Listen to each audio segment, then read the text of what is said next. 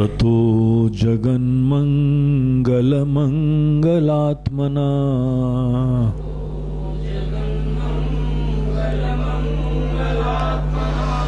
विधाय रामायण कीर्तिमुत्तमाम्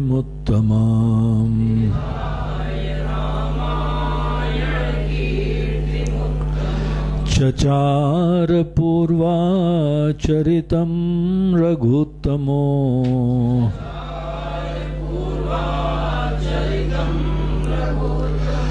राजर्षिवर्यैरभिसेवितं यथा।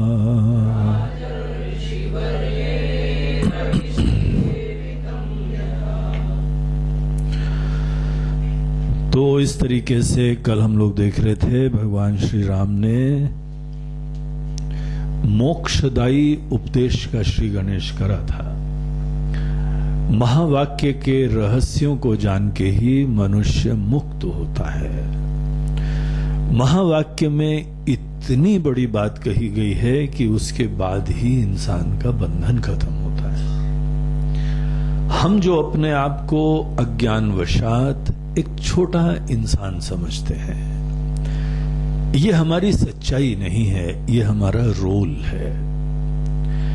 एक होता है कि एक्टर की वास्तविकता और दूसरा होता है नाटक मंच में उसके रोल। हमने शरीर धारण करा है और यहां शरीर धारण करके इस दुनिया में कोई हम कार्य कर रहे हैं ईश्वर की इच्छा से, राम जी के दूत बन के। जो भी हम कार्य कर रहे हैं ये हमारा इस दुनिया रूपी नाटक मंच के ऊपर एक रोल है और ये हमारा सौभाग्य है। हमको इस चीज को छोड़ने की कोई पीड़ा नहीं होनी चाहिए। भगवान कब छूटेगा ये संसार, ये सोचना भी अपनी भक्ति अपनी सेवा के ऊपर यह एक कलंक होता है। इसीलिए हमको कोई घर गृहस्थी के काम हो, हमको किसी प्रकार के दुनियादारी के काम हो, अपने हमको प्रोफेशन के कोई भी कार्य हो, यही समस्त चीजों को ईश्वर की आज्ञा समझना चाहिए। भगवान की पूजा केवल जो है वह मंदिर के अंदर ही नहीं होती है, वहां पर भी होती है। वहां तो हम सीखते हैं कैसे सेवा करना चाहिए। पूजा इसीलिए बहुत महत्वपूर्ण होती है क्योंकि वो एक ऐसे पवित्र कर्म होते हैं जो हम भगवान की खुशी के लिए करना सीखते हैं। इसीलिए व्यक्ति को पूजा वगैरह का भी स्थान अवश्य जीवन में देना चाहिए। वहां पे भगवान की एक छोटी मूर्ति है नहीं है, दैट इज इनसिग्निफिकेंट। ज्यादा महत्वपूर्ण क्या है कि हम किसी की खुशी के लिए कर्म करना सीखते हैं। हम इतने ज्यादा अपने स्वार्थ से अभिनिविष्ट हो जाते हैं कि सदैव अपने लिए काम करें उसी को बुद्धिमत्ता समझते हैं।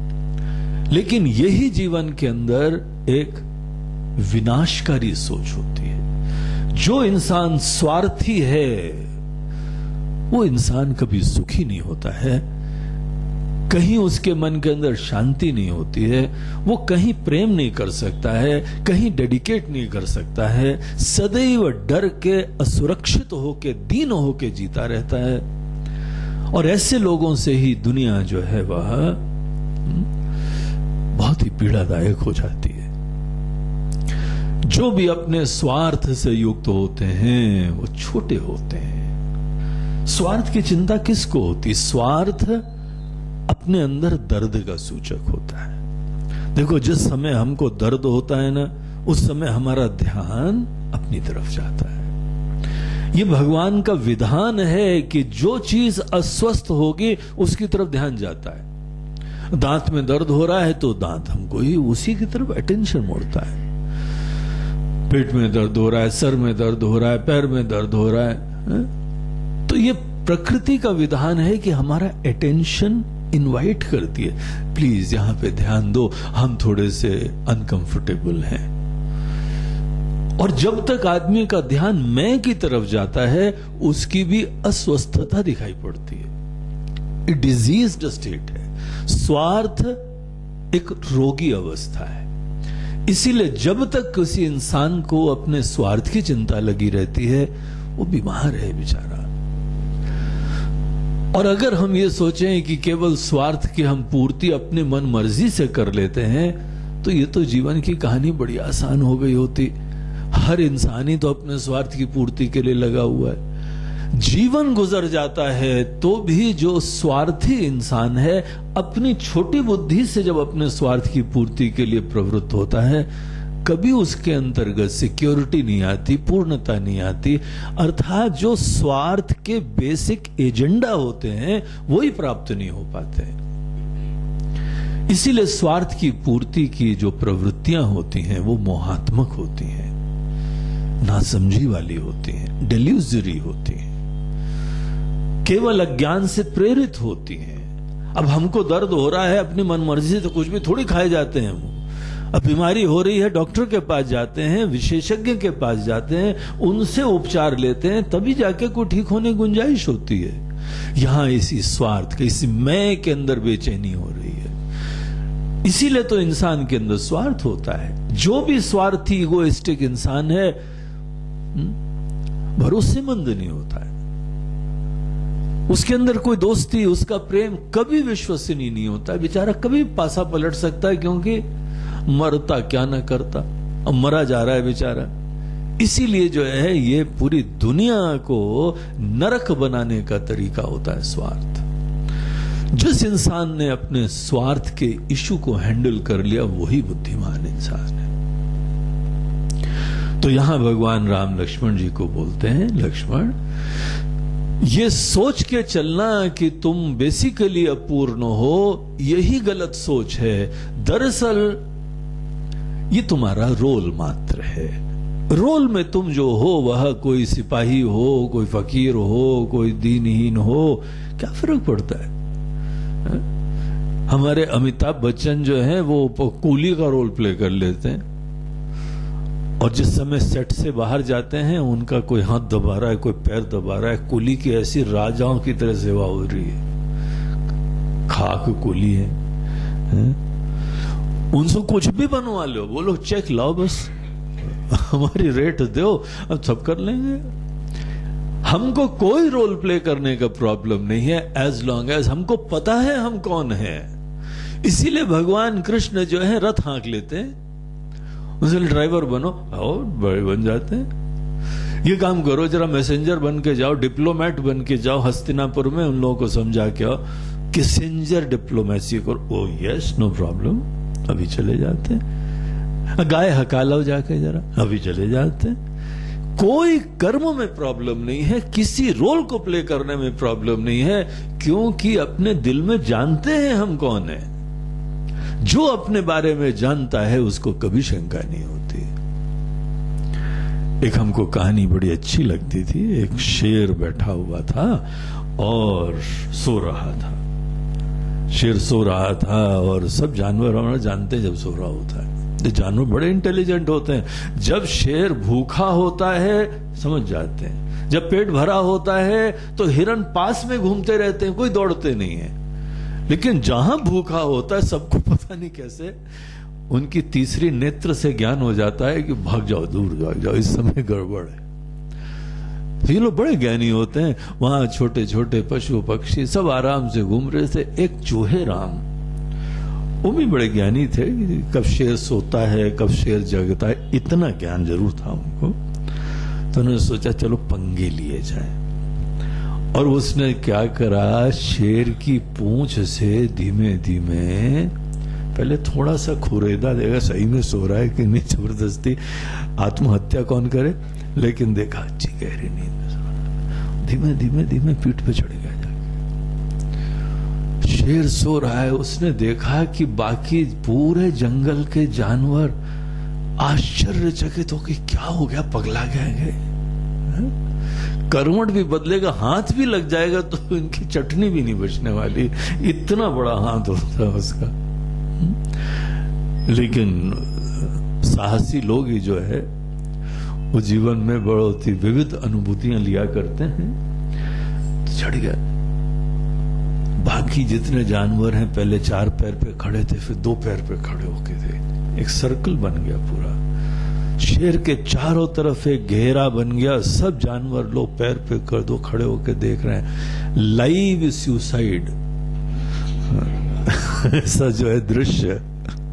और इसको तो बड़ा मजा आ रहा था। धीमे धीमे बहुत ही सॉफ्टली कदम रखता रखता सर पे चढ़ गया जाके। सर पे चढ़ के वहां पे दो पैर पे खड़ा हुआ, हाथ उठा के बोला, आज से हम जंगल के राजा, ये हमारे पैर के नीचे दबा पड़ा है। राजा हम, और ये जो है अब तो जैसे पहलवान हरा देता है ना, पैर के ऊपर खड़ा, पैर रख के खड़ा होता है। आज से हम जंगल, अब जहां कान के पास खड़ के चूचू चूचू करा तो जग गया। शेर को बड़ी हंसी आई, ये कौन सर के ऊपर मक्खी भिनभिना रही है, और चूहे राम है, अच्छा। और साथ साथ जंगल का राजा सबकी भाषा जानता है, तो समझ गया। वो तो ये बोल रहा है कि हम राजा, और ये शेर हमारे पैर के नीचे दबा पड़ा है। शेर क्या करेगा? शेर ने आंख बंद करी, सो गया। मतलब बच्चे लोग हैं, फोकट। अरे शेर को अगर बाय द वे अपने शेर होने में डाउट होता तो बोलता है, आ जाओ जरा दंगल हो जाए, एक एक हाथ हो जाए जरा। जो भी आदमी सही में अपने सामर्थ्यों को, अपनी वास्तविकता को जानता है, वो थोड़ी डिस्टर्ब हुआ करता है। हम कुली बन गए, अब दुनिया क्या बोलेगी। एक नाटक के अंदर अनेकों को रोल दे रहे थे, बोलते हैं देखिए भाई राजा ही बनेंगे, हम फकीर नहीं बनने वाले। अरे तुम फकीर बनो राजा बनो, फर्क क्या पड़ता है? तुम जानते नहीं हो तुम कौन हो। तुम्हारी खुशी अगर रोल से आती है तो तुम्हारे अंदर उस चीज में हैंगअप्स होंगे। तुम जानते हो तुम कौन हो, अपनी महिमा जानते हो, अपनी ग्लोरी जानते हो, अपना बड़प्पन जानते हो, तो क्या फर्क पड़ता है छोटे छोटे काम करने में। कहीं जरूरत पड़े तो जो है वहां ड्राइवरी कर ली, छोड़ आओ जाके किसी को, खाना वाना खिला दिया और प्लेटें जो है रख दी और झाड़ू लगा दी। हम लोग भी सभी लोग करते हैं। आश्रम में पहले आते हैं तो पहली बार हमको आते तो झाड़ू दी जाती, लो जाके साफ करके आओ। क्या फर्क पड़ता है जब हम जानते हैं हम कौन है।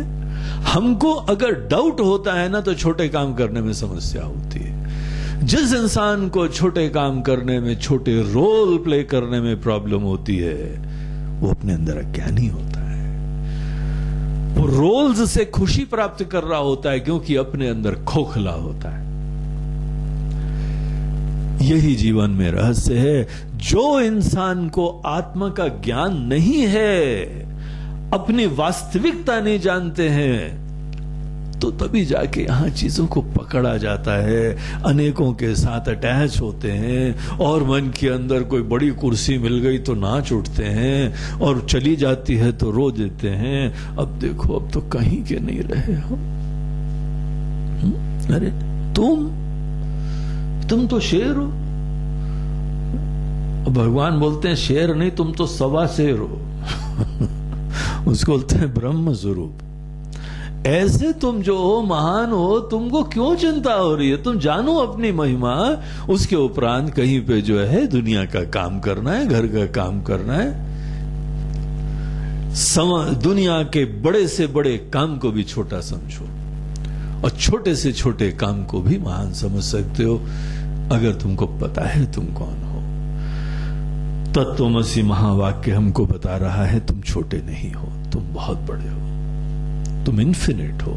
जो दुनिया का मूल कारण है, तुम अपने आप को उससे अलग सोचना ही यही अज्ञान है। जो भी जगत की परम सच्चाई है, कोई भी यहां पे कार्य कभी कारण से अलग हो ही नहीं सकता है। कोई भी लहर समुद्र की क्या सागर से अलग हो सकती है क्या? हर लहर ये बोल सकती है कि हम सागर हैं, हम ही सागर का पार्ट हैं। हमारा अस्तित्व सागर से अलग होता ही नहीं है। क्यों छोटी सोच रखना अपने अंदर? पहले हम छोटी सोच रखते हैं, उसके बाद जीवन भर दुखी रहते हैं। बोलते हैं भगवान आप क्या कर रहे हैं? हम आपके भक्त हैं, दीना बंधु दीना नाथ, मेरी झोली तेरे हाथ। जबरदस्ती मरे जाते हैं। अरे भैया तुमको किसने बोला है छोटा होके जीने का? वो तो सभी सोच रहे थे, मरो फिर, और क्या करना है।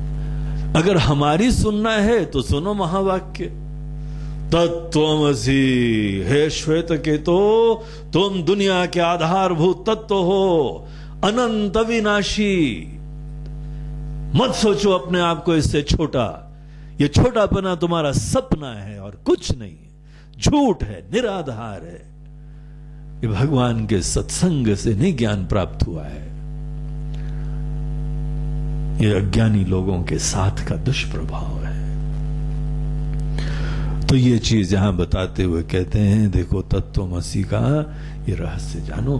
और एक टेक्निकल पॉइंट बताया कि इसका अर्थ जानने के लिए इंप्लाइड मीनिंग देखना होता है। लक्ष्यार्थ से रहस्य पता लगता है, वाच्यार्थ से नहीं। जो भी वाच्यार्थ से ऊपर से मीनिंग होता है कि रोल से देखना।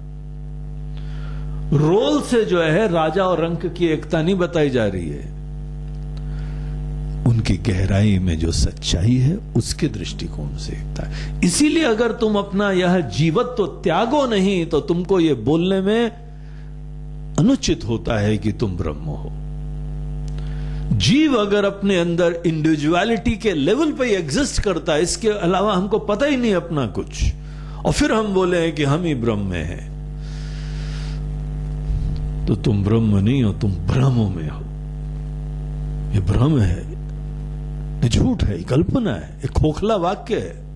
तुमको कहां पता है? अपनी इंडिविजुअलिटी को किनारे करके फिर डिस्कवर करो कि तुम कौन होते हो। इन सब चीजों को निषेध करके देखो।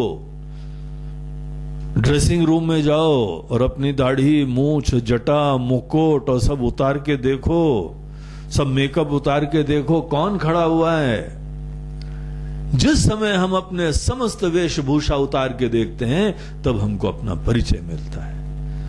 इसी को बोलते हैं समस्त अपनी उपाधियों का विवेक करो, किनारे करो।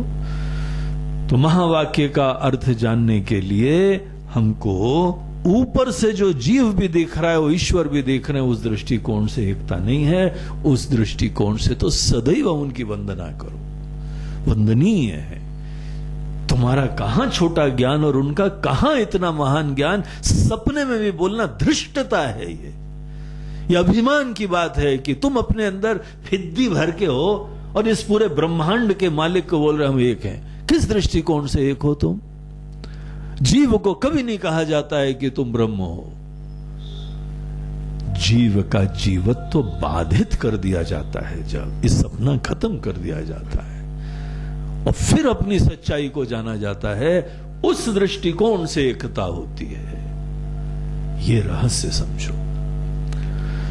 अगर तुम अभी भी एक इंडिविजुअल बन के घूम रहे हो तो ये बात अभी कल्पना में भी नहीं आएगी। और कभी बोलना भी मत ऐसा कि तुम ब्रह्म हो।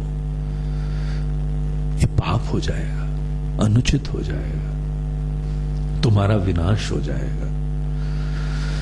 अगर अभी भी हम देखते हैं कि अभी हम एक जीव हैं, इंडिविजुअल हैं, अभी हमको नहीं समझ में आया है इसके पर क्या होता है, सिधाई से, बुद्धिमत्ता से ऐसे महान ज्ञानवान की स्तुति भजन करा करो और फिर धीमे धीमे तुम्हारी बुद्धि निर्मल होती है। तब जाके वो ज्ञान का सामर्थ्य आता है कि जीव का निषेध कर सकें। असली ज्ञान की महिमा होती है कोई आदमी अपने ईगो को इफेस कर देता है, इंडिविजुअलिटी को, जीवत्व को खत्म कर देता है। जीव के दृष्टिकोण से हमारा पास्ट होता है, जीव के दृष्टिकोण से फ्यूचर होता है, जीव के दृष्टिकोण से कर्म होते हैं, जीव के दृष्टिकोण से रिलेशनशिप्स होती हैं। हमको वो अपनी आइडेंटिटी डिस्कवर करनी होती है जिसका कोई पास्ट नहीं है, कोई फ्यूचर नहीं है, कोई रिलेशनशिप नहीं है, कोई कर्म नहीं है, कोई बंधन नहीं है। और इसका निगेशन, इसका साक्षात्कार के लिए टोटल जीव का निगेशन के अलावा और कोई तरीका नहीं होता। सबका निषेध करो। तो यहां पर महावाक्य का अर्थ जहद लक्षणा से नहीं जाना जाता है कि ध्यान में बैठो और पूरा ही अहम को इबादत कर दो, शून्य हो जाओ। जहद लक्षणा से शून्यता आती है। ये बौद्ध लोग यही गलती करते हैं। बुद्धिज्म में ये प्रॉब्लम है, वो लोग टोटल निगेशन बताते हैं। और कुछ लोग हैं जो कि अजहद लक्षणा का आश्रय लेते हैं, उनके अंदर जीव नहीं खत्म हुआ है अभी, वो अपने अंदर ब्रह्म स्वरूपता को जोड़ते जाते हैं। जैसे फौजी आदमी अपने ही छाती पे मेडल जोड़ता जाता है, कोई आदमी अपने कैप में फेदर जोड़ता जाता है, कोई इंसान अपने नाम के आगे डिग्री जोड़ता जाता है। हम तो अभी जीव ही हैं। I am still an individual. Individual होने के बाद ये उपाधियां जुड़ रही हैं, ये ज्ञान जुड़ गया है। ज्ञान जीव को नहीं होता है। जब तक जीव को ज्ञान होता है, यह संसारी ज्ञान होता है। जब ज्ञान जीव का निषेधक हो जाता है, तब तत्व का ज्ञान होता है। तो ये बात अच्छी तरह समझो। इसीलिए सबसे पहले इस मैं के ऊपर विवेक करो, डिसेक्शन करो। मैं के ऊपर ही फोकस रखो और मैं के अंदर दो चीजें मिली जुली हुई हैं, उनको अलग करके देखो।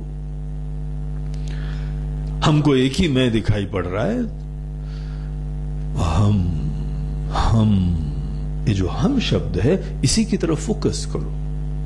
कौन हो तुम?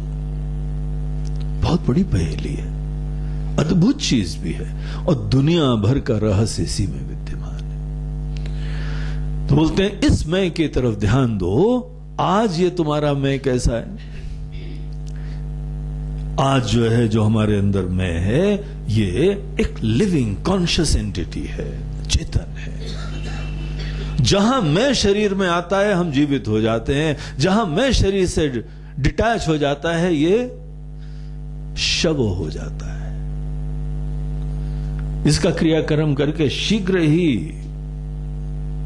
काम खत्म करा जाता है। मैं के वजह से ही हम जीवित हैं। मैं के वजह से ही कोई प्रिय होता है, कितना प्यारा लगता है, क्योंकि मैं विद्यमान है। ये रहस्य देखो, मैं की ग्लोरी देखो।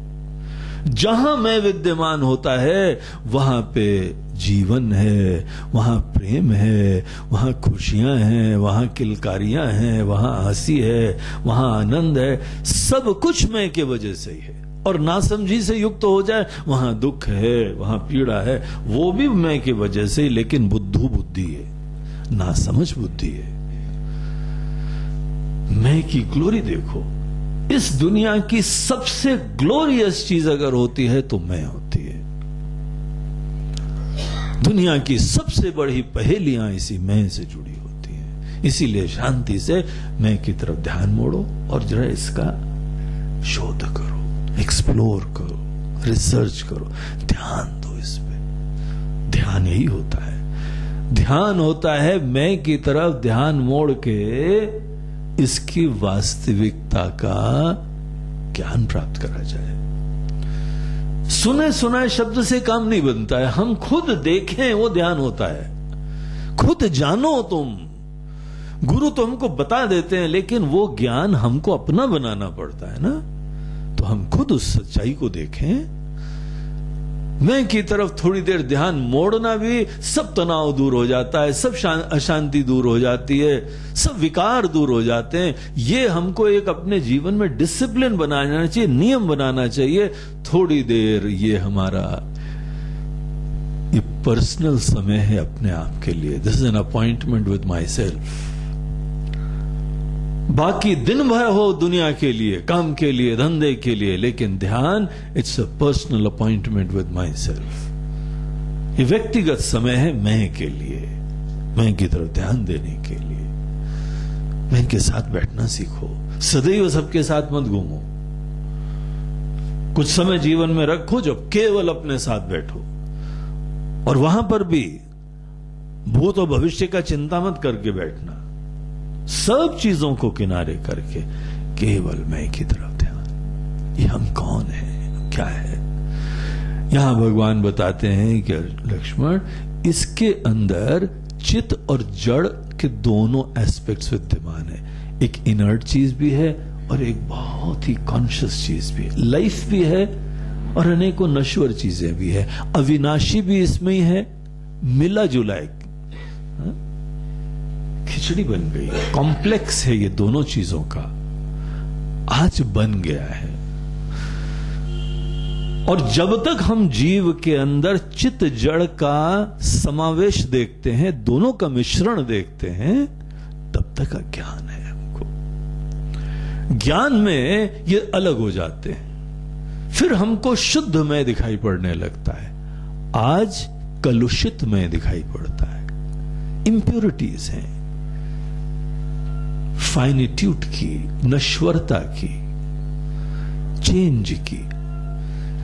एक तरफ से मैं जो चेतन दिख रहा है, उसी के अंदर हम कुछ ऐसी चीजें मान बैठे हैं कि हम तो छोटे हैं।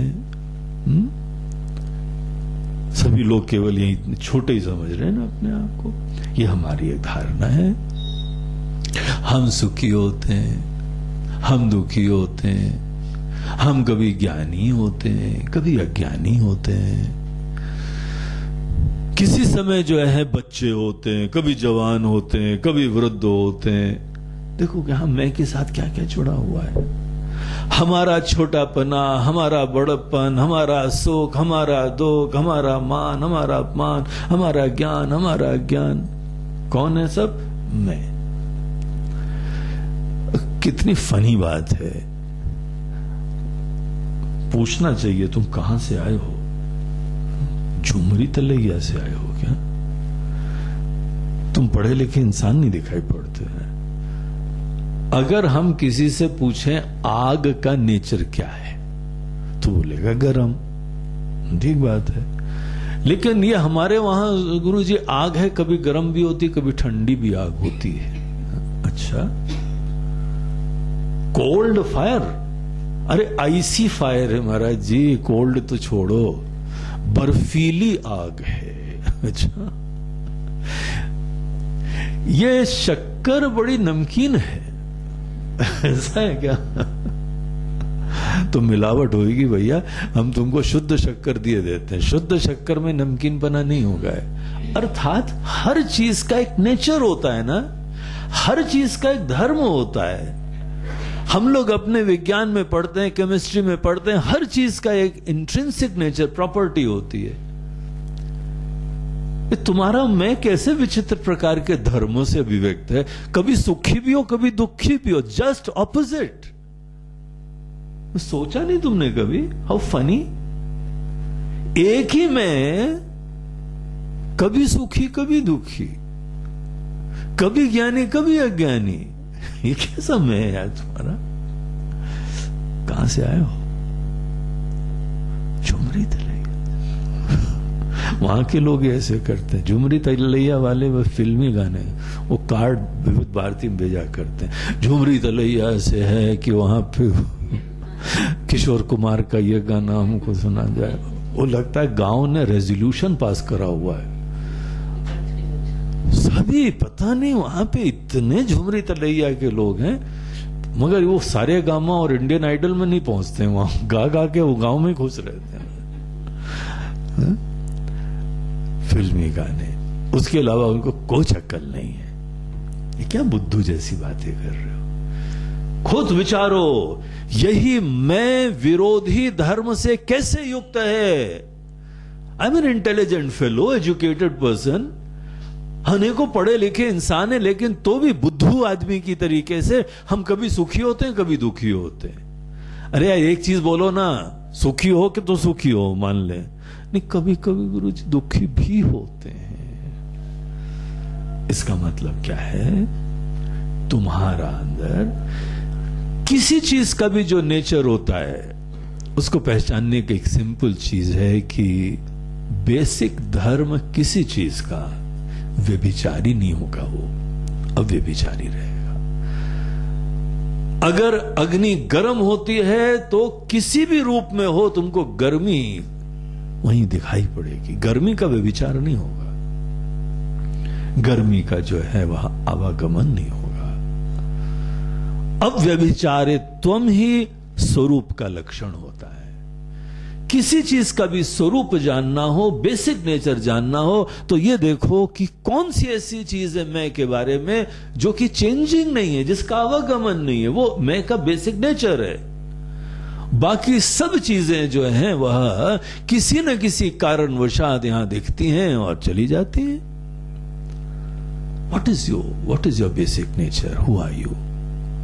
ये समझो, विचारो। यहां अनेकों मैं के ऊपर पहलू हैं जो आवागमन वाले हैं। यही यहां बोलते हैं भाग त्याग करना है। जो तुम्हारे ऊपर अध्यस्त हैं, आरोपित हैं, इमेजिन्ड हैं, एसोसिएटेड हैं, टेम्परेरली एसोसिएटेड हैं, क्या क्या चीजें तुम्हारे ऊपर टेम्परेरली एसोसिएटेड होती हैं और क्या तुम्हारा इंट्रिंसिक नेचर होता है, ये तुमको विचार करना चाहिए। द मोस्ट फैसिनेटिंग नॉलेज कि मैं का क्या मूल स्वरूप होता है, ये पूरी दुनिया को मुक्त कर देगा। जिस दिन भी दुनिया को स्वस्थ होना है, मुक्त होना है, केवल इतनी विद्या प्राप्त करने की जरूरत होती है। तो वो विवेक देना भगवान प्रारंभ करते हैं। 28 से 30वें श्लोक तक पहले पढ़ लेते हैं। रसादि पंचीकृत भूत संभवम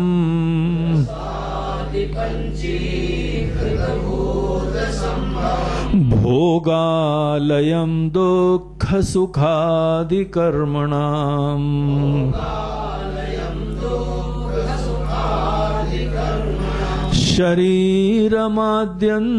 शरीरमाद्यन्तवदादि कर्मजम्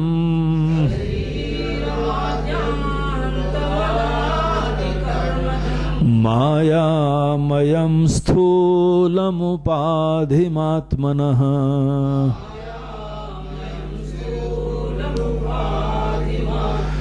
सूक्ष्मं मनोबुद्धिदशेन्द्रियैयुतम्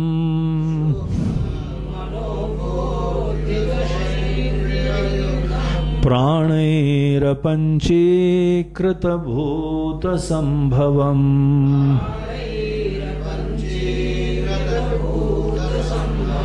भोक्तु सुखादेरनुसाधनं भवे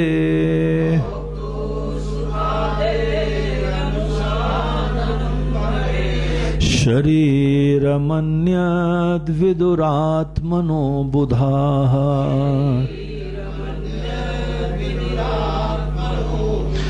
अनाद्य निर्वाच्यमपीह कारणम्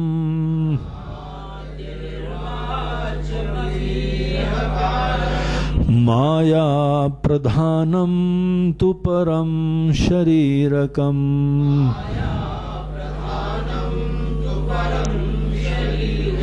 उपाधि भेदातु यतः पृथक् स्थितम्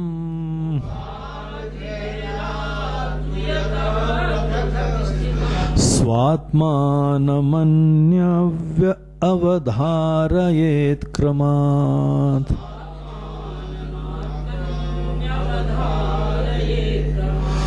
दो श्लोक और देखें। कोशेष्वयं तेषु तु तत्तदाकृतिः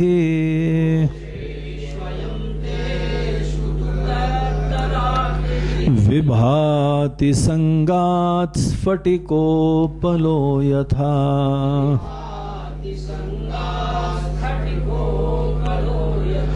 असंगरूपोऽयमजो यतो द्वयो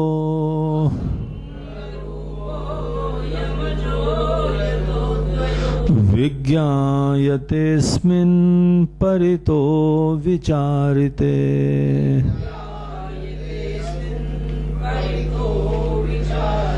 बुद्धेस्त्रिधा वृत्तिरपीह दृश्यते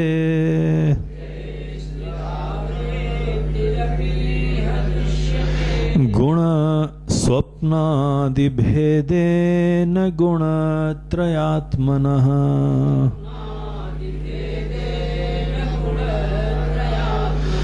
अन्योन्यतोऽस्मिन् व्यभिचारतो मृषा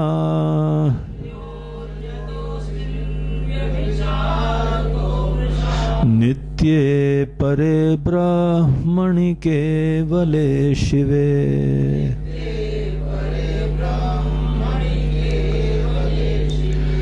मैं की तरफ ध्यान मोड़ने के बाद जो हमको विवेक करना है, जो ज्ञान प्राप्त करना है, जो भाग त्याग लक्षणा का हमको प्रयोग करना है, मैं के ऊपर ध्यान देने के बाद इसके अंदर जो इसका नेचुरल, स्वाभाविक, इंट्रिंसिक, स्वरूपगत जो पोर्शन है और जो भी नैमित्तिक चीजें हैं, एक्सट्रेनियस हैं, उन दोनों को पहचानना है।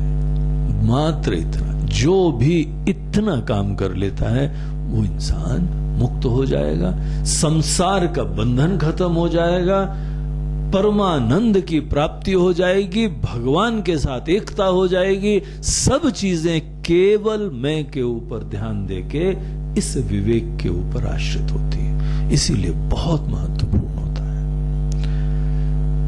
तो मैं की तरफ ध्यान देना हमको आना चाहिए। शांति से पहले मैं के साथ कंफर्टेबली बैठना आना चाहिए। इसीलिए सदैव कोई काम मत करो, कुछ समय केवल शांति से अपने साथ बैठो।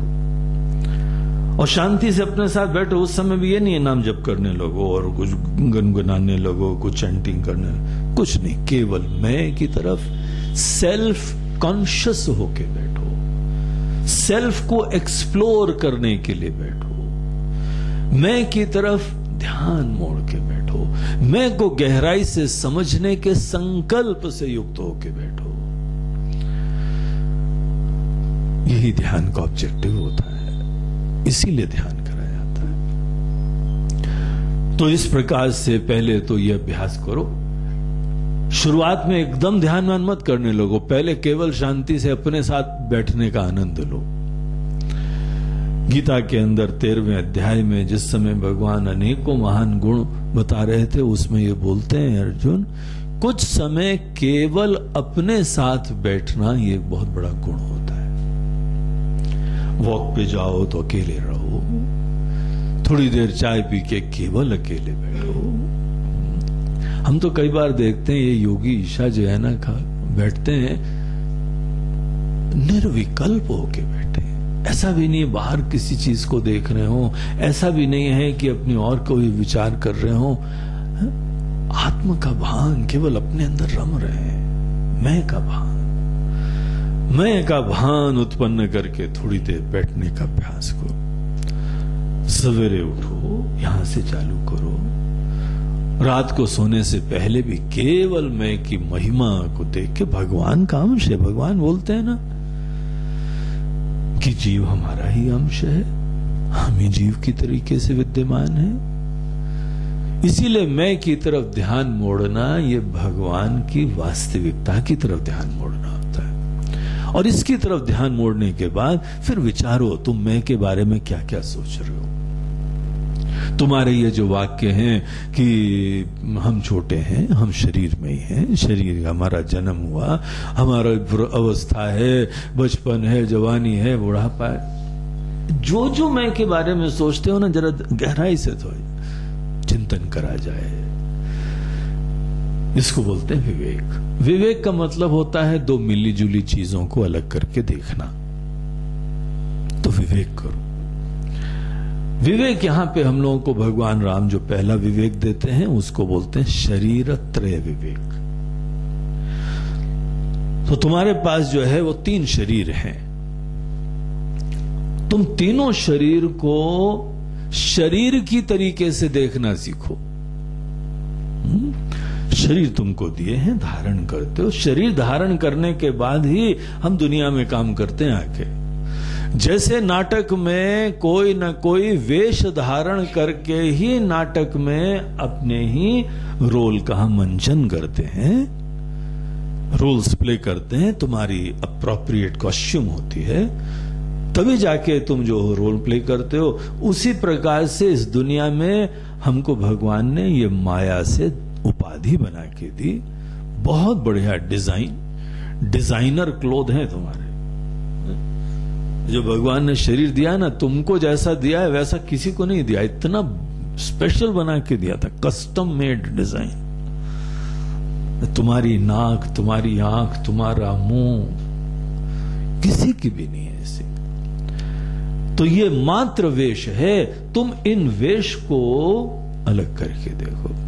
जैसे कई बार होता है ना, आदमी की ड्रेसेस होती हैं, 3 पीस सूट होता है। सूट होते हैं अनेकों प्रकार के। भगवान ने हमको 3 पीस सूट में दुनिया भेजा था। एक सूट जो है अंदर की कोटी होती है, फिर ऊपर से कोट होता है, फिर और ये पहनते हो। शर्ट होती है, शर्ट के ऊपर पहले वो बगैर हाथ वाली कोटी होती है, वी नेक, जिसमें टाई चमकती है, और फिर ऊपर से दूसरा कोट। ये तो यहाँ पे लोकल लोगन बनाया। भगवान ने तुमको दुनिया भेजने से पहले 3 पीस सूट के साथ भेजा था। 3 पीस सूट को बोलते हैं 3 शरीर। हमारे 3 शरीर हैं। तुमको एक ही शरीर दिख रहा है ना, तुम्हारे 2 और शरीर हैं। ये जो हम लोगों को शरीर दिख रहा है, इसको बोलते हैं स्थूल शरीर। स्थूल शरीर हमारी इंद्रियों से ग्राह्य होता है, हमारे सेंस ऑर्गन से परसेप्टेबल होता है। जो इंद्रियों से देखा जाता है इंसान का पहलू, उसको ही बोलते हैं स्थूल शरीर। दूसरा शरीर होता है सूक्ष्म शरीर। सूक्ष्म शरीर इंद्रियों से नहीं देख सकते, लेकिन तुम अनुभव कर सकते हो। जैसे तुम्हारा मन, जैसे तुम्हारी इमोशंस, तुम्हारी अनेकों एनर्जी, ये आंखों से नहीं दिखती है, लेकिन बहुत स्पष्टता से तुमको अनुभव होती है। और एक तीसरा शरीर होता है जिसको बोलते हैं कारण शरीर। कारण शरीर हमारे मन से भी नहीं दिखाई पड़ता है, वो इसका बीज रूपा होता है। इसके वजह से ही सब पॉसिबल होता है। ये तुम्हारे तीनों शरीर को पहचानो। जो व्यक्ति शरीर को शरीर देखने लगता है, वो इंसान शरीर को मैं देखना बंद कर देता है। अज्ञानी आदमी का लक्षण यह होता है कि शरीर के धर्म हमारे हैं। शरीर को ही हम मैं समझ लेते हैं। यही अज्ञान होता है, भयंकर अज्ञान होता है, पीड़ादायक अज्ञान। जब जब इंसान अपने ही वेश को मैं समझ लेता है, उसको जीवन में बहुत भयंकर पीड़ा होती है। बस मात्र इतना करो, शरीर को शरीर की तरीके से देखना सीखो। कभी भी भूल से भी तुम अपने मन के अंदर ये मत समझना कि शरीर तुम हो। मजाक मजाक में भी तुम मत करना। ये मजाक भी तुम्हारी ऐसी हो कि शरीर के प्रति एक वेश की बुद्धि ही बनी रहे। शरीर को जो है कोई दोषवान भी मत समझना। शरीर का कोई प्रॉब्लम भी नहीं है, बल्कि शरीर बहुत ही बड़ा सौभाग्य है। हमको मनुष्य शरीर मिला है, भगवान ने बना के दिया है। जो भी भगवान के द्वारा बनाई हुई चीज है, वो कभी गलत नहीं होती, कभी दोषवान नहीं होती। शरीर की समस्या नहीं है, समस्या हमारे अज्ञान की है, हमारे मोह की है। हम इस शरीर को ही मैं समझ रहे हैं, ये हमारे अविवेक का प्रॉब्लम है। तो मात्र तुमको इतना देखना है कि शरीर को शरीर की तरीके से देखने का अभ्यास करो, और इसका यह फल होता है कि तुम शरीर की लिमिटेशन से मुक्त हो जाते हो। जो व्यक्ति अनात्मा को अनात्मा देखता है, इन अदर वर्ड्स, वो अनात्मा को आत्मा देखना बंद कर देता है। हम शरीर नहीं है, अपने आप ही ये बात हो जाती है। तो मात्र इतना करो कि ये तुम्हारी जो भी तीनों शरीर हैं, स्थूल शरीर, सूक्ष्म शरीर, कारण शरीर, इन्हीं के ऊपर चिंतन करो। सीधे आत्मा का भी चिंतन मत करना। जो आदमी पहले अनात्मा को अनात्मा नहीं देखता है अच्छी तरीके से और सीधे आत्मचिंतन करता है, उसने शास्त्रों से गुरु के चरणों में बैठ के ज्ञान नहीं प्राप्त करा है। वो गलत तरीका होता है, वो शास्त्रोक्त तरीका नहीं होता है। जब तक अनात्मा को अनात्मा न देखा जाए, जब तक शरीर को शरीर देखना तुम न सीख जाओ, तब तक तुम आत्मा को कभी नहीं जान सकते हो। और उस समय बोलना भी कि तुम ब्रह्म स्वरूप हो, ये ना समझिए, और वो तुमको भी ब्लेस नहीं करेगा, तुमको आशीर्वाद नहीं देगा वो ज्ञान, क्योंकि ये कल्पना है, एक नई कल्पना है। इसीलिए सही तरीका क्या होता है, जो यहां राम जी बता रहे। राम जी लक्ष्मण को बोलते हैं कि लक्ष्मण, तुम तो ये तीनों शरीरों को पहले अच्छी तरह समझो और बस यही सोचो ये शरीर है, हम क्या हैं, इसमें जल्दी मत जाना, थोड़ा धीरज रखो। पहला काम शरीर को शरीर समझना, वेश को वेश समझो। तो इस तरीके से ये तीनों शरीर के बारे में हमको डेफिनेशंस देते हैं, समझाते हैं। किसको स्थूल शरीर बोलते हैं, किसको सूक्ष्म शरीर बोलते हैं, किसको कारण शरीर बोलते हैं, ये समझ लो। जहां तुमने इस वेश को वेश देखना चालू करा, तुम्हारा वो मोह अपने आप खत्म होने लगेगा। इसीलिए लेट स्टार्ट फ्रॉम हियर, यहां से चालू करते हैं। तो 28वें श्लोक में बोलते हैं, देखो स्थूल शरीर क्या होता है वो पहले बताते हैं। रसादि पंचीकृत भूत संभवम भोगालयम दुख सुखादि कर्मणाम। स्थूल शरीर बनता है पंचीकृत पंच महाभूतों से। तो 5 बेसिक एलिमेंट्स हम लोग देखते हैं। 5 बेसिक एलिमेंट्स से ही दुनिया बनती है, पूरा ब्रह्मांड बनता है। सब चीजें ये 5 महाभूतों से ही बनती है। तुम्हारा शरीर भी यही 5 बेसिक पंच महाभूतों से बनता है, और दुनिया की अन्य चीजें भी। और किसी का भी शरीर हो, पशु पक्षी देव असुर राक्षस, सबका शरीर केवल पंच महाभूतों से, that is the basic elements, material cause. तो ये बताते हैं कि देखो पंचीकृत पंच महाभूतों से बनता है। रसादि पंचीकृत, रस आदि। तो पंच महाभूतों के यहां पे गुणों के दृष्टिकोण से उनका नाम बोलते हैं। 5 महाभूत कौन कौन से होते हैं? आकाश, वायु, अग्नि, जल और पृथ्वी। जो हमको इस समय दिख रहे हैं, इसको बोलते हैं स्थूल महाभूत। और महाभूतों की उत्पत्ति से पहले ये एक सूक्ष्म रूप में आते हैं। पहले सूक्ष्म होते हैं, फिर इनके अंदर एक विशेष प्रोसेस होती है जिसको बोलते हैं पंचीकरण। पंचीकरण से ये ही 5 महाभूत ग्रॉसिफाई हो जाते हैं, परसेप्टेबल हो जाते हैं, ग्राह्य हो जाते हैं। और जो पंचीकृत महाभूत होते हैं, पंचीकृत महाभूतों से मनुष्य का ये स्थूल शरीर बनता है। रसादि पंचीकृत भूत संभवम। और ये तुम्हारा शरीर यही महाभूतों में मिल जाएगा। जब जाओगे यहां से तो पृथ्वी मिल जाएगी, जल भी निकल जाएगा, इसमें से उष्णता धीमे धीमे गर्मी निकलती है, फूल जाता है शरीर और गर्मी सब निकल जाती है।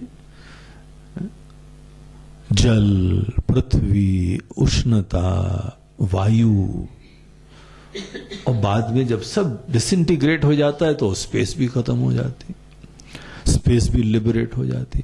ये 5 चीजें, उसी से हमारा शरीर बना है। ये इसका मटेरियल कॉज है। और क्यों बनाया गया है बोलते हैं, देखो ये बहुत बड़ी कृपा है, तुमको एक्सपीरियंसेस, जितने सुख दुख आदि अनुभव होते हैं केवल शरीर के आने के बाद ही होते हैं। इसीलिए तो बहुत बड़ी कृपा है। जो आदमी लिविंग होता है वही सुख दुख इत्यादि प्राप्त कर सकता है। जो शरीर छोड़ देता है उसको सुख दुख की अनुभूतियां नहीं हुआ करती।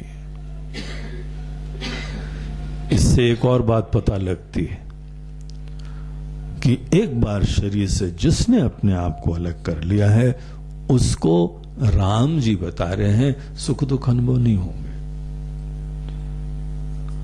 भूतों को सुख दुख अनुभव होते हैं क्या? किसी के पीछे भूत लग जाता है, बहुत ही दुखी प्राणी होती है। भाई राम जी के हिसाब से तो नहीं होता है, क्योंकि उसका शरीर नहीं है। जिसके पास स्थूल शरीर नहीं है उसको कोई सुख दुख नहीं होता है। इसीलिए भूत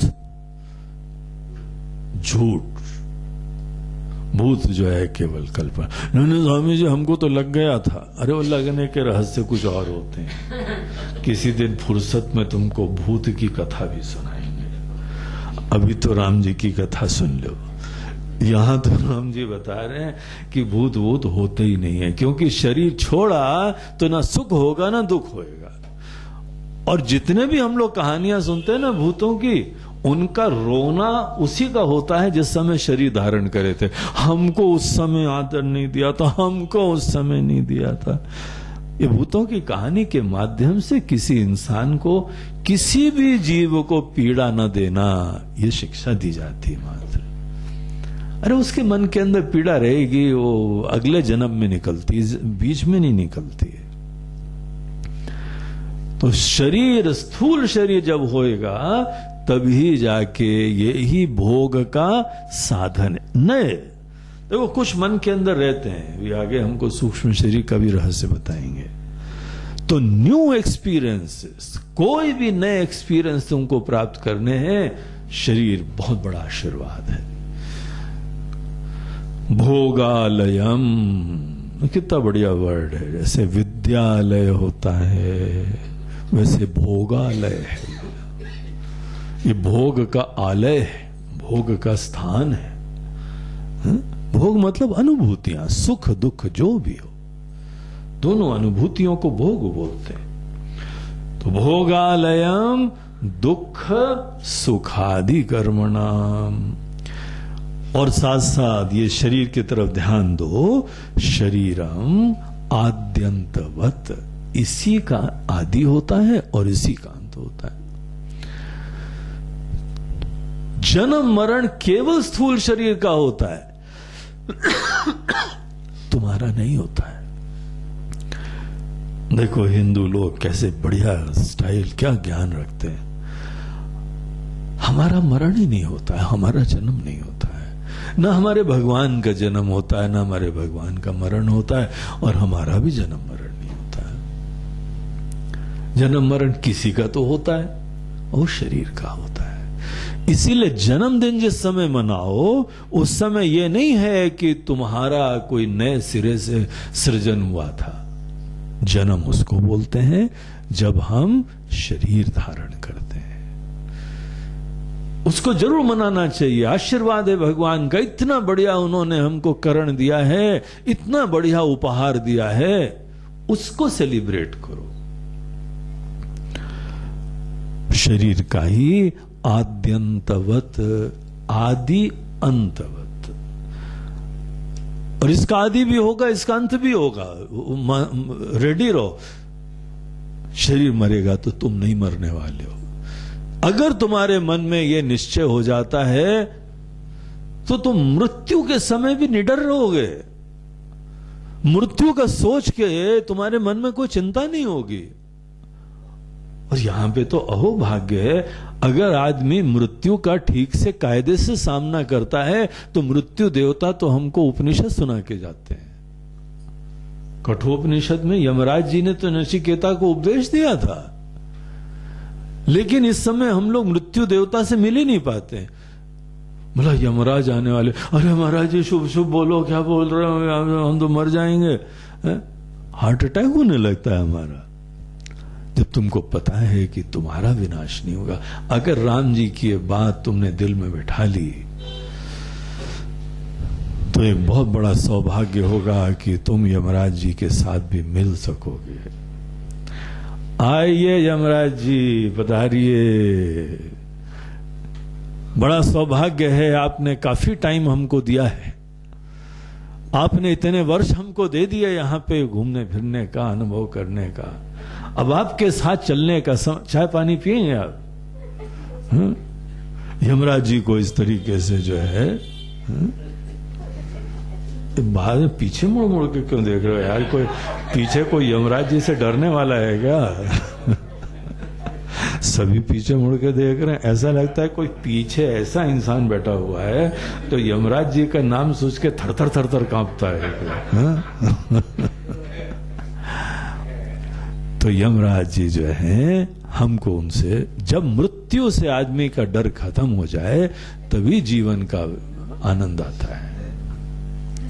तो इस तरीके से ये शरीर का आदि और अंत होता है। शरीरम आद्यंतवत, कितने बढ़िया श्लोक हैं ये, अद्भुत चीजें हैं, दिल में रखने योग्य हैं। कैसे अंधकार में दुनिया जीती है, इस अज्ञान के वजह से ही लोग डर डर के मरते हैं, और पता नहीं मृत्यु से पहले कितनी बार मर चुके होते हैं ये लोग। केवल शरीर का अंत होता है, हमारा कभी अंत नहीं होता है। शरीरम आद्यंतवत आदि कर्मजम, और धारण भी करते हैं क्योंकि पहले के कर्म अनुभव कुछ प्राप्त करना था। शॉपिंग लिस्ट थी इसीलिए तो यहां हजरतगंज में पहुंचे हो, गंजिंग कर रहे हो। शॉपिंग लिस्ट बोलते हैं आदि कर्मजम, तुम्हारे पुराने कर्म थे, कुछ अनुभव शेष थे इसीलिए पहुंच गए हो यहां। और जहां कर्म वर्म खत्म हो जाएंगे तब थोड़ी कोई चल रहे हो जरा अमीनाबाद, नहीं तुम ही घूम के आओ, हमको कुछ नहीं चाहिए। नहीं बढ़िया है, क्या करेंगे, चलते क्या खंडाला बोलते हैं। क्या करेंगे खंडाला, अरे खाएंगे पिएंगे नाचेंगे घूमेंगे और क्या। बोले हुए तुम कर लो जाके, हम खूब नाच लिए, खूब गा लिए, खूब खा लिया, अब तो जो है वह गोली खा रहे हैं। अब बाकी खाने का समय खत्म हो गया, अब गोली खा रहे हैं। अब तो एक सज्जन के घर हम गए, बोलते हैं अपनी बीवी से हमारा ब्रेकफास्ट ले आओ, तो ट्रे भर के गोलियां लाई। बोलते गुरुजी ये पैर की है, ये कमर की है, ये डायबिटीज की है, ये ब्लड शुगर की है, ये ब्लड प्रेशर की है, और ये कोलेस्ट्रॉल की है। इतनी सारी मुट्ठी भर गोली, तो अब तुम ये लोग खा लो, हम तो गोली खाएंगे। जिसके पास अगर अभी शॉपिंग लिस्ट है वही तो शरीर धारण करके जाएगा। अब हमारे पास शॉपिंग लिस्ट है ही नहीं, कोई कर्म नहीं है। मायामयम स्थूलम उपाधि आत्मना, ये तुम्हारी पहली उपाधि है। सब माया की कृपा से इतनी अद्भुत उपाधि बनी हुई है, ऐसा शरीर नहीं है। देखो कल हम लोग के देश के जो है मिनिस्टर मर गए, विलासराव देशमुख जी, वो मर गए। अब उनको लिवर ट्रांसप्लांट करना, खराब हो गया था लिवर, सिरोसिस हो गया था लिवर का। हम बोला केवल ट्रांसप्लांट होगा, किसी का जो है कोई फैक्ट्री नहीं बनाती, हम लोग बड़े हाईटेक हो चुके हैं। बोलते हैं वो ठीक है हाईटेक, लिवर का प्रॉब्लम हो, तुम्हारे लिवर तो बनता नहीं किसी फैक्ट्री में, खाक तुम्हारी फैक्ट्री है। अरे किसी का लिवर दे दो भैया, भगवान के नाम पे दे दो। तो उनका ड्राइवर जो था, पुराना ड्राइवर, वो ब्रेन डेड हो चुका था, तो उसका लिवर जो है कहा गया कि इसका ट्रांसप्लांट हो सकता है। तो बड़ी तैयारियां डॉक्टरों ने करी कि वो आदमी बौद्धिक रूप से, मानसिक रूप से मर चुका है लेकिन शरीर जिंदा था। बोला चलो अलाउड, परमिशन मिल गई, उसका लिवर ट्रांसप्लांट करना था। 4 बजे ऑपरेशन था, 2:30 बजे उसी की मृत्यु हो गई। ड्राइवर ही खत्म हो गया। अब भगवान ने उनका लिस्ट में नाम रखा था, हो गया स्थूल शरीर धारण करके इतने समय के लिए, नो एक्सटेंशन। भगवान थोड़ी देर बचा, वो बिटुआ की शादी बची, बिटुआ इटुआ शादी हो, तुम जानो तुम्हारा टाइम आ गया, चलो निकलो। यमराज जी को ऊपर नीचे से कुछ दे भी नहीं सकते हो। यमराज जी पूरे जीवन की कमाई है, चलो 10% आपका। अरे क्या बेवकूफी की बात करते हो। चलो अब तो ये शरीर जो है, जो अद्भुत मनुष्य शरीर, उसको संभाल के रखो, देखभाल करो, लेकिन तुम नहीं हो। कपड़ा वपड़ा पहनो बहुत बढ़िया अच्छी तरह से, वो ठीक बात है, लेकिन कपड़ा फटे तो मत बोलना आउच। अरे आउच क्या? तुमको क्या हुआ? फटा तो फटा सही, सिल लेंगे, उसमें कौन सी बड़ी बात है। सुई धागा काय के लिए होता है? मशीन कर लेंगे, दूसरा खरीद लेंगे, रफू कर लेंगे, चलो इतना काय घबराए जा रहे हो? शरीर ही तो है भैया।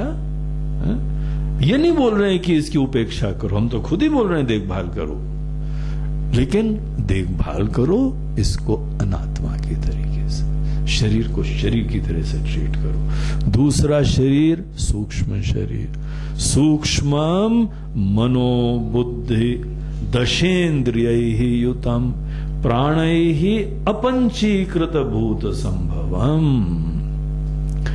हमारे सूक्ष्म शरीर के अंदर 17 अंग होते हैं, अंश होते हैं, 17 कंपोनेंट्स। कौन कौन सी चीजें होती हैं? बोलते हैं मन, बुद्धि, 5 ज्ञानेन्द्रिय, 5 कर्मेंद्रिय और 5 प्राण।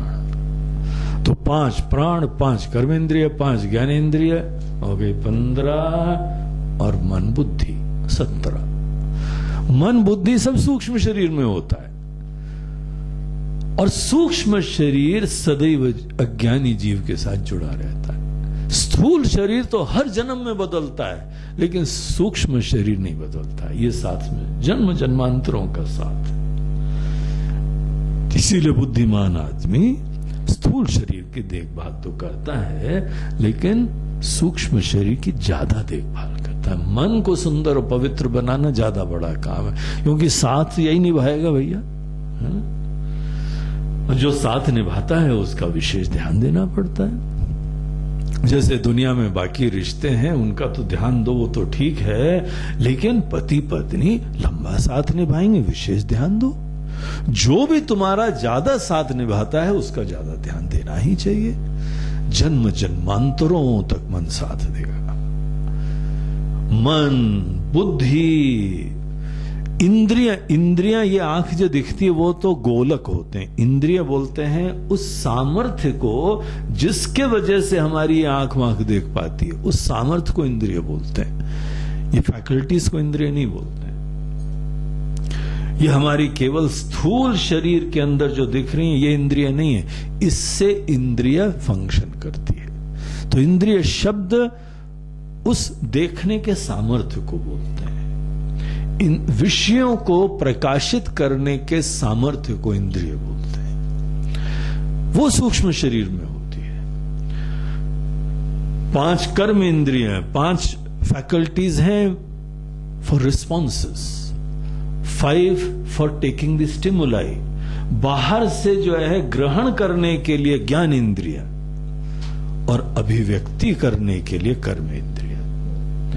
तो ये 5 कर्म इंद्रिय, 5 ज्ञान इंद्रिय सब सूक्ष्म शरीर में होती है, और 5 प्राण भी, वो भी सूक्ष्म शरीर में होते हैं। फिर शरीर को संचालित करते हैं, शरीर को ऊर्जान्वित करते हैं, शरीर को एनर्जी देते हैं, सांसें चलती हैं, हमारा संचार चलता है, रक्त का पाचन चलता है। ये सब जो है प्राण के कार्य सब सूक्ष्म शरीर के अंदर निहित होते हैं।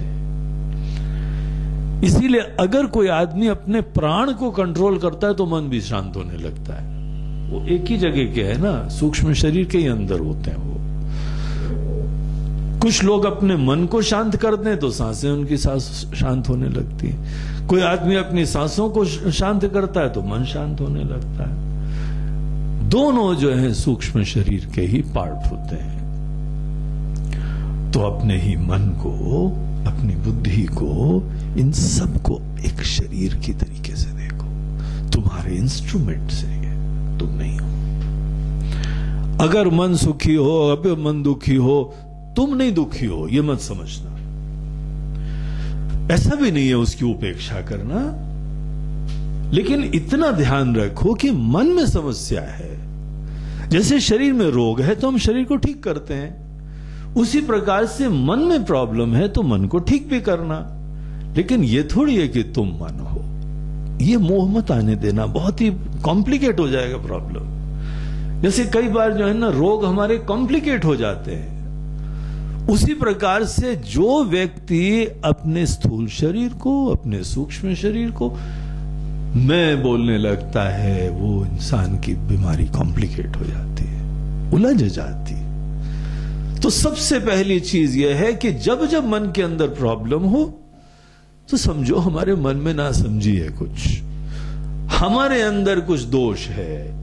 जब जब मन के अंदर कोई समस्या होती है, हर्ष विषाद होता है, चिंता होती है, तो सिधाई से, विनम्रता से समझ लो कि हमारे अंदर कमी है कुछ समझ की, और हमको ठीक करना है। जरूर करो ठीक, संतों के पास जाओ, शास्त्रों का आश्रय लो, भगवान की कृपा के लिए प्रार्थना करो। बल बुद्धि विद्या देहु मोहि हरहु कलेश विकार, ये मन को ही तो सुंदर बनाने की प्रार्थना है। तो इस प्रकार से अपने मन को अवश्य सुंदर बनाओ। ये मन कैसे बनता है और ये मन का जो है वो काहे के लिए प्रयोग होता है, वो चीज के ऊपर प्रकाश डालते हुए भगवान कहते हैं, सूक्ष्मम मनोबुद्धि दशेन्द्रियैः युतम प्राणैः अपंचीकृत भूत संभव। ये जो 5 महाभूत उत्पन्न होते हैं, ये जब इनिशियल स्टेज में होते हैं, जब पंचीकरण की प्रोसेस नहीं हुई होती है, जब ग्रॉसिफिकेशन नहीं हुआ होता है, उस स्टेज में ही सूक्ष्म शरीर बन जाता है। सूक्ष्म शरीर का निर्माण प्रारंभ में ही हो जाता है और स्थूल शरीर का निर्माण बाद में होता है। तो यह अपंचीकृत भूतों से बनता है, और ये काहे के लिए होता है, भोक्तुः सुखादेह अनुसाधनम भवेत। तो जो यहां पे एक्सपीरियंसर है, जो भोक्ता, उसके लिए साधन है, ये सुख दुख आदि का मीन्स है, इंस्ट्रूमेंट है। बगैर मन के सुख दुख नहीं होगा, भले स्थूल शरीर हो, लेकिन मन उपलब्ध नहीं होगा तो कोई अनुभूति नहीं होगी। हमारे जो भी जीवन के सुख हैं, हमारा मन उपलब्ध हो तो आनंद आ जाता है। मन हमारा कहीं उलझा हुआ हो तो पता भी नहीं चलता है। हर सुख भी हो, दुख भी हो, हमारे मन की अवेलेबिलिटी के उपरांत ही सुख दुख होते हैं। यही हमारा सूक्ष्म शरीर सुख दुखादि का अनुसाधनम भवेत। शरीरम अन्यत विदुः आत्मनो बुधाः, ये दूसरा शरीर है। तीसरा शरीर कौन सा है, कारण शरीर। अनाद्य निर्वाच्यम अपीह कारणम माया प्रधानम तु परम शरीरकम। कारण शरीर बोलते हैं केवल तत्व के अज्ञान को। हम जो है अपने ही आप को शरीर से अन्य हम क्या हैं, ये आज हम नहीं जानते हैं। इस शरीर के अलावा हमारी क्या अस्मिता क्या है, शरीर न हो तो हम क्या होते हैं, ये जिसको नहीं पता है, इसको बोलते हैं यहां पे अज्ञान है। अज्ञान ये दुनिया का ज्ञान नहीं, अपने तत्व का ज्ञान ही कारण शरीर है। जो जीवन की परम सच्चाई है, जो हमारी सच्चाई है, हम उसको नहीं जानते हैं। अगर शरीर चला जाए तो फिर हम लॉस्ट हो जाते हैं। हम क्या हैं फिर, कुछ भी नहीं अपने बारे में हमने कभी पता करा है, नहीं पता है। यही कारण शरीर। अनादि अनिर्वाच्यम अपीह कारणम माया प्रधानम।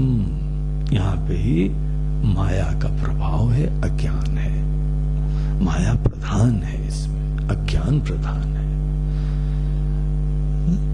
तो ये केवल अंधकार को ही कारण शरीर बोलते हैं। इसीलिए जिसने अपने अंदर ज्ञान प्राप्त कर लिया उसका कारण शरीर, वो बीज खत्म हो जाता है जिसके वजह से बारंबार शरीर धारण कर रहे हैं। हर बार जो है सूक्ष्म शरीर जन्म जन्मांतरों से लगा हुआ है, कितनी बार शरीर धारण कर लिया है तो भी आज लगा हुआ है। क्या पता कितने लोग यहां स्वर्ग रिटर्न हो, बोलते ना फॉरेन रिटर्न, तो वैसे स्वर्ग रिटर्न होते। इंद्र देवता के पास घूम फिर के आप जो है ना उनके सत्संग करके भी वापस आए हुए हैं दोबारा पृथ्वी पे, लेकिन आज भी तलाश जारी और ये आगे भी जारी रहेगी जब तक कारण शरीर हैंडल नहीं होती। ये कांटा है मूल, ये जब तक कांटा है तब तक चुभन रहेगी और इसी को ज्ञान से दूर करा जाता है। बाकी सूक्ष्म शरीर वगैरह को हम लोग ज्यादा हैंडल नहीं करते हैं, बोलते हैं मन का भी प्रॉब्लम नहीं है, स्थूल शरीर का भी प्रॉब्लम नहीं, कारण शरीर ही प्रॉब्लम है। और ज्ञान मात्र से दूर हो जाता है। अंधकार को केवल लाइट ऑन करो दूर हो जाती है, लाइट ऑन नहीं करो तो कितना भी नाच लो। एक जगह किसी कबीले, वहां पे ट्राइबल इलाका था, उनके पास एक बहुत बड़ी गुफा थी पहाड़ के पास। उस गुफा में कोई नहीं जाता था, बड़ा डरते थे, जो जाता था वापस भी नहीं आता था। तो बेचारे इतने डर के रहते थे, अंधकार को ही वहां पे राक्षस समझते थे। किसी ने बोला फल चढ़ा दिया करो भैया, पहली फसल हो तो यहाँ पे इस गुफा देवता को दे दिया करो। तो कोई वो प्रसाद चढ़ाते थे, अगरबत्ती चढ़ाते थे, दिया चढ़ाते, दूर दूर दूर रह के। कोई बोलते थे नहीं इनको नृत्य पसंद है, तो कोई ठुमक लेते थे आके, कोई गा लेते थे आके, लेकिन वो अंधकार उससे दूर ही नहीं होता। अब एक सज्जन बुद्धिमान आया, बोला अंधकार दीपक बाहर नहीं, दीपक अंदर जलाओ जाके। बोला आप जाओ, हम कहे जाए, अंधकार पकड़ लेगा, चिपका लेगा, चिपक जाएगा अंधकार। भूत चिपक जाता है ना, जैसे वो अंधकार चिपक जाएगा। वो गए, उन्होंने दीपक जलाया, अंधकार गायब। जैसे अंधकार केवल प्रकाश से दूर होता है, यह ज्ञान केवल ज्ञान से दूर होता है। कारण शरीर मात्र ज्ञान से दूर होता है। इसीलिए ज्ञान न प्राप्त करो, फिर बोलते रहो अनुज जी तीर्थ करके आ गए, सर मुड़वा के आ गए, अनुष्ठान कर लिया है, हम सवेरे सवेरे उठ के पाठ कर लेते हैं, पूजा भी करते हैं, हमारे अंधकार देवता गए नहीं अभी तक। बोलते लाइट जलाई क्या?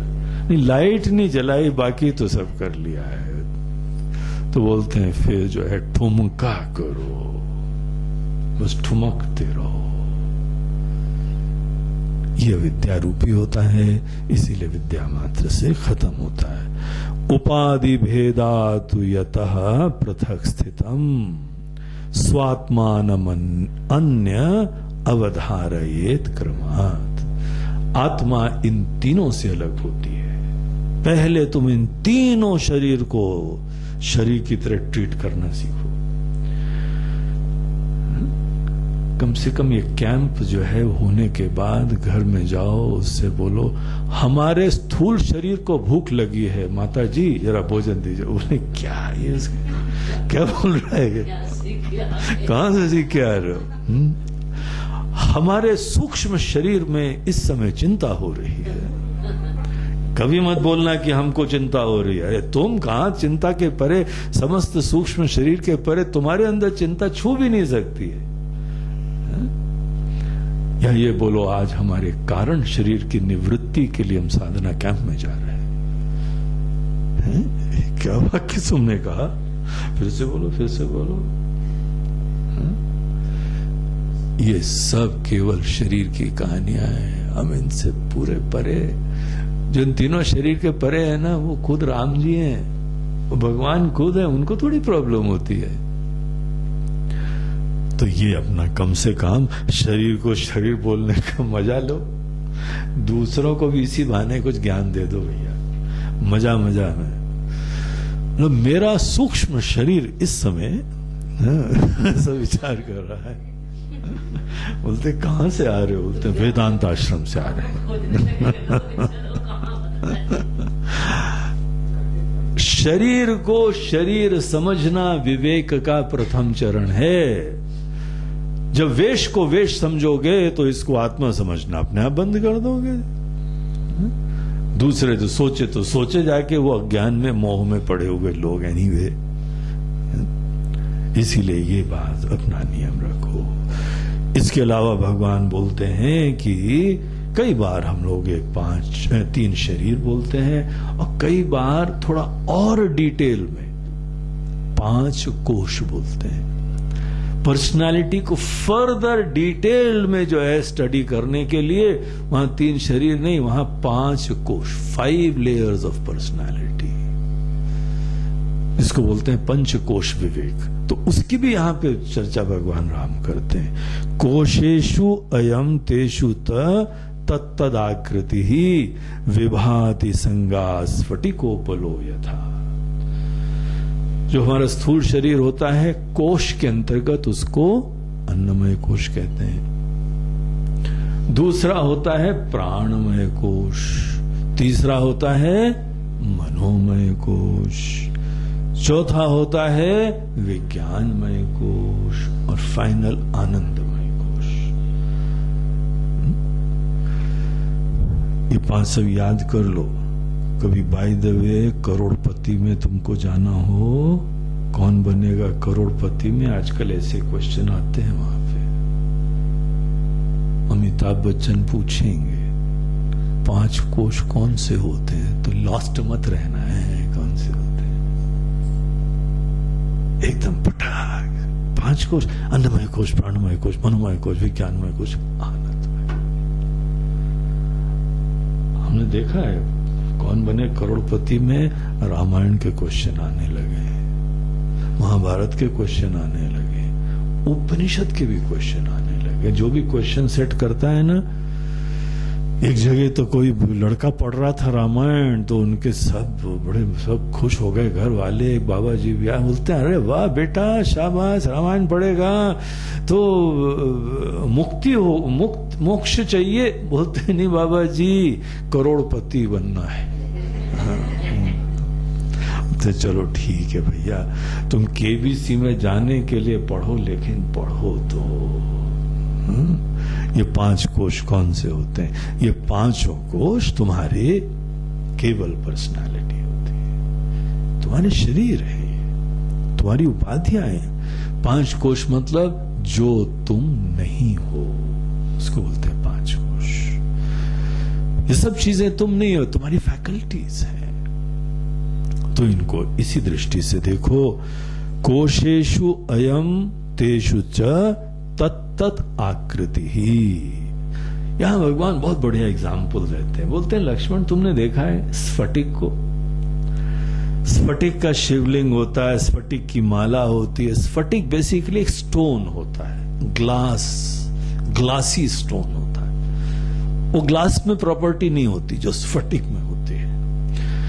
स्फटिक की पहचान कई बार थोड़ा महंगा होता है, कोई बेचने वाले ना कई बार ग्लास का भी स्फटिक के नाम पे बेचने लगते हैं। तो उसकी पहचान क्या होती है? स्फटिक के पास जब भी कोई फूल वूल रखा जाए तो उसकी आभा, उसकी कांति उसमें फैल जाती है, उसका रंग उसमें दिखने लगता है। कभी लाल फूल रखो तो वो शीशा पूरा लाल सा दिखता है, बड़ा इंटरेस्टिंग होता है। हरा रखो तो हरियाली दिखने लगती, नीला रखो तो नीली कांति दिखने लगती। तो भगवान राम को वो एग्जाम्पल याद आता है। बोलते हैं लक्ष्मण तुमने देखा स्फटिक? स्फटिकोपलो यथा, जैसे स्फटिक के पास स्फटिक उपलहा, जैसे वहां पर कोई भी हम फूल रखते हैं स्फटिक के पास, स्फटिक वैसे ही दिखने लगता है ना। बोलते हैं तुम्हारी आत्मा स्फटिक जैसी है। It is pure, immaculate, colourless. लेकिन जो भी कोश यहां रखता हो, पास में जहां कोई आएगा वो उसके अंदर वो रंग दिखने लगता है, लेकिन कभी भी उसके साथ वो स्पर्श नहीं करता है, उसको कंटेमिनेट नहीं करता है, बस दिखता है। इसीलिए लाल फूल रखा है, हटा के बिल्वपत्र चढ़ा दिया। कई लोग जो है स्फटिक के शिवलिंग बनाते हैं, तो वो शिवलिंग जो है रखा है उन्होंने, जहां उन्होंने बिल्वपत्र चढ़ाया तो भगवान शंकर हरे दिखने लगे, पीला चढ़ाया तो पीलापन उसमें आ गया। स्फटिक के शिवलिंग से आदमी को आत्मज्ञान का विवेक भी होता है, क्योंकि यहां राम जी हमको बता रहे हैं स्फटिक की तरीके से आत्मा होती है, उसका अपना कोई रंग नहीं है, लेकिन जो भी कोश होता है, उसके जो भी धर्म होते हैं, जो प्रॉपर्टी होती है, वो तुमको अपने अंदर दिखने लगती है। जहां तक दिखने का प्रश्न है उसमें कोई दोष नहीं है। तुम अगर बोल रहे हो कि हम दुखी हैं, तो ये बहुत बड़ा प्रॉब्लम नहीं है, क्योंकि दिखता है मैं के अंदर दुख, मैं के अंदर दर्द दिखता है, मैं के अंदर सुख दिखता है, मैं के अंदर ज्ञान अज्ञान दिखता है। शरीर भूखा है तो हम भूखे दिखाई पड़ते हैं। बोलते बिल्कुल सही बात है, लेकिन उसमें समय स्फटिक का एग्जाम्पल याद रखो। स्फटिक में जैसे लालिमा, नीलिमा, हरियाली दिखती है, लेकिन हटा दो तो है ही नहीं। जहां वो फूल हटा दिया तो कोई रंग नहीं दिख रहा है। उसका स्वतः अपने आप में वो निरंग होता है, कलरलेस होता है। ब्यूटी तो यह है दिखने के बाद भी उसमें वस्तुतः रंग नहीं आया है, ये विवेक है। अगर तुमको आत्मा का ज्ञान हो जाता है तो दिखे भले तुम्हारे अंदर, लेकिन तब भी तुमको ज्ञान है कि वस्तुतः हमको किसी रंग ने नहीं छुआ है। इस ज्ञान से मुक्ति होती है। होने तो शरीर के अंदर कमियां हैं, विकार है, नश्वर है, जन्म मरण है, सुख दुख है। स्थूल शरीर का जन्म मरण होता है। हमारे जो प्राणमय कोश होता है उसके वजह से भूख और प्यास होती है। मनोमय कोश के अंदर सुख दुख होता है। विज्ञानमय कोश के अंदर ज्ञान अज्ञान होता है। और आनंद की अनुभूतियां ये आनंदमय कोश में होती है। आनंद की अनुभूति आत्मा की अवस्था नहीं होती है। आनंद की अनुभूति आनंदमय कोश में होती है। और आनंदमय कोश से परे जब जाते हैं आत्मा में, तो वहां पे क्या होता है? वहां हमको आनंद की अनुभूति की जरूरत ही नहीं है, क्योंकि हम आनंद स्वरूप जान जाते हैं। आनंद होता तो तब भी है, लेकिन हमको अब आनंद की अनुभूति के धरातल पे रहने की कोई जरूरत नहीं रह गई है। अब ये रहे भी या न भी रहे, हम खुद सच्चिदानंद हैं। जब ये ज्ञान होता है तो आनंद की अनुभूति की पराधीनता भी खत्म हो जाती है। जिस इंसान को आनंद की अनुभूति की लालसा बनी हुई है वो अभी भी अज्ञानी है। जो अपने आप को खुद आनंद स्वरूप जानता है उसको आनंद की अनुभूति की कोई मजबूरियां खत्म हो गई। हो तो बढ़िया, नहीं हो तो बढ़िया, हमको क्या फर्क पड़ता, हम तो खुद ही आनंद स्वरूप हैं। आनंदमय कोश में आनंद की अनुभूति होती है। ये समस्त अनुभूतियां आत्मा में प्रतिबिंबित होती हैं, आत्मा पे आभासित होती हैं। इन सब का आभास इसी का रंग उसमें दिखाई पड़ता है। अगर तुमने शरीर धारण करा है तो जन्म मरण आत्मा में दिखने लगता है। प्राणमय कोश धारण करा, भूख प्यास हमें दिखने लगती है, हमको महसूस होती है, हम ही भूखे हम ही प्यास है। तो जैसे स्फटिक का एग्जाम्पल है, वैसे ही स्फटिकोपलो यथा। वस्तुतः स्फटिक कैसा है? असंग रूपो, असंग है वो, अनटच्ड है, किसी रंग का स्पर्श ही नहीं करा है, इमैक्युलेट है वो। असंग रूपो अयम अजहा, यह जन्मा है। यतः अद्वयः, क्योंकि एकमेव अद्वितीय है। इस दृष्टिकोण से कोई खंड नहीं है, कोई द्वैत नहीं। जहां द्वय होता है, जहां खंड होता है, वहां जन्म होता है। जन्म मरण चीज केवल खंड में होती है, ये अखंडित है, अद्वय है, इसीलिए कोई जन्म नहीं होता है इसका। विज्ञायते अस्मिन् परितो विचारिते। जहां कोई आदमी गहराई से विचार करता है तो उसको ये बात दिखाई पड़ जाती है। बुद्धे त्रिधा वृत्तिरपि दृश्यते। ये हमारे मन के ही अंदर की जो अवस्थाएं होती हैं, उसी से जागृत स्वप्न सुषुप्ति भी उसी से होती है। तो ये यहां पर एक और विवेक देते हैं, वो हम लोग थोड़ा एक ब्रेक के बाद फिर चल